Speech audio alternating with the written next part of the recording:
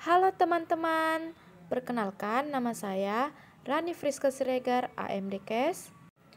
Sekarang saya akan memaparkan mengenai manajemen ASN dan Smart ASN. Manajemen ASN adalah pengelola ASN untuk menghasilkan pegawai ASN yang profesional, memiliki nilai dasar, etika profesi, bebas dari intervensi politik, dan bersih dari praktik KKN. Berdasarkan Undang-Undang Nomor 5 Tahun 2014, kedudukan ASN terbagi atas dua. Yang pertama adalah PNS, Pegawai Negeri Sipil. Yang kedua adalah PPPK atau P3K, Pegawai Pemerintah dengan Perjanjian Kerja. Apa itu PNS? PNS merupakan warga negara Indonesia yang memenuhi syarat tertentu, diangkat sebagai pegawai ASN secara tetap oleh pejabat pembina kepegawaian untuk menduduki jabatan pemerintahan dan memiliki nomor induk pegawai secara nasional. Sedangkan P3K adalah warga negara Indonesia yang memenuhi syarat tertentu yang diangkat berdasarkan perjanjian kerja untuk jangka waktu tertentu dalam rangka melaksanakan tugas pemerintahan sesuai dengan kebutuhan instansi pemerintahan dan kebutuhan perundang-undangan.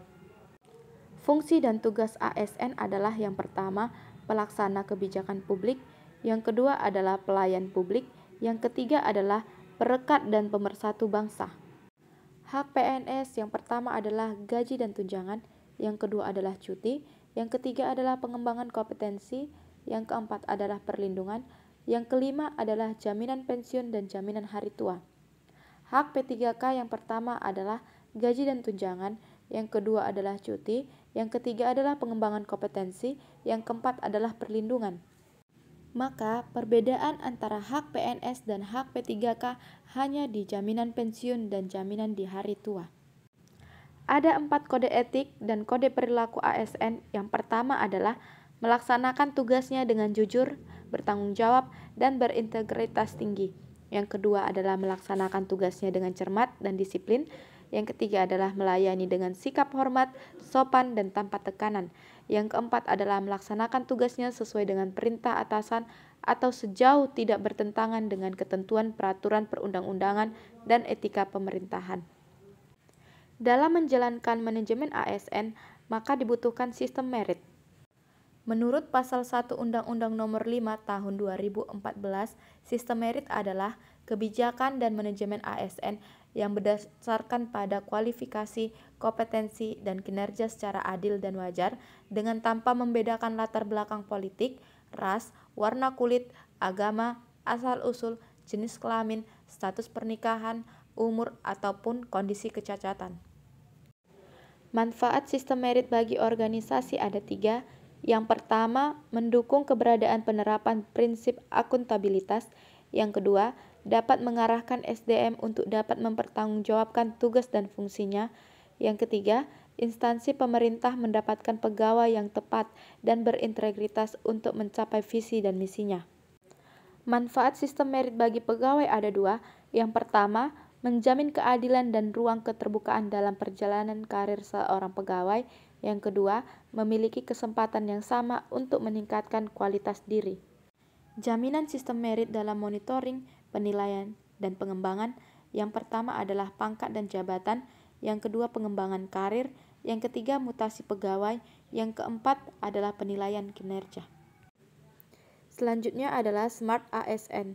Sebagai seorang ASN, kita harus menjadi Smart ASN, di mana kita harus mampu memiliki dan menguasai cara bermedia digital secara bertanggung jawab. Selanjutnya, literasi digital. Menurut UNESCO, literasi digital adalah kemampuan untuk mengakses, mengelola, memahami, mengintegrasikan, mengomunikasikan, mengevaluasi, dan menciptakan informasi secara aman dan tepat melalui teknologi digital untuk pekerjaan yang layak dan kewirausahaan. Ini mencakup kompetensi yang secara beragam disebut sebagai literasi komputer, literasi TIK, literasi informasi, dan literasi media.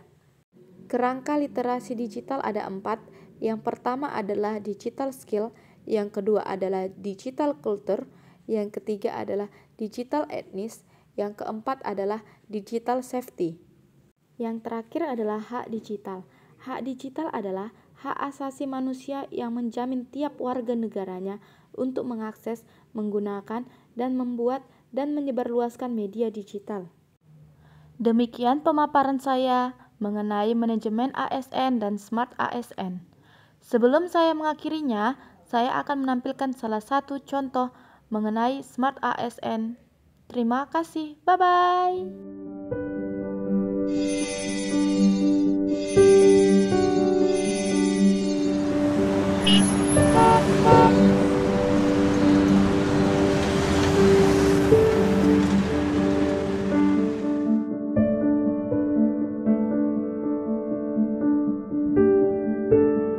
Wih, apa nih?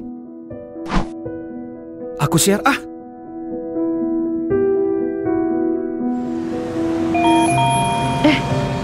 Si Thomas nge-share apa ini? Iya, aku juga dapet nih. Shalom. Udah pulang ya? Thomas, kamu tadi nge-share apa? Oh itu, berita yang lagi viral kak. Ada kerusuhan. Memangnya itu benar? Bener? Udah viral kok. Nah loh, memang yang viral itu sudah pasti benar. Belum tentu. Iya nih Thomas, jangan sembarang nge-share loh. Loh. Kok nyalahin aku sih? Kan aku cuma nge-share. Iya, tapi jangan asal share juga. Hati-hati hoax, cermati kesesuaian judul dan isi berita, Thomas. Sekarang kan banyak tuh website-website yang dibuat khusus untuk menyebarkan hoax. Perhatikan dan baca baik-baik ya. Apakah beritanya sepihak, tidak masuk akal, menyerang, provokatif, tidak netral, atau berat sebelah. Dan yang paling penting, cek medianya juga Thomas. Apakah abal-abal atau kredibel? Iya. Kan aku nggak paham.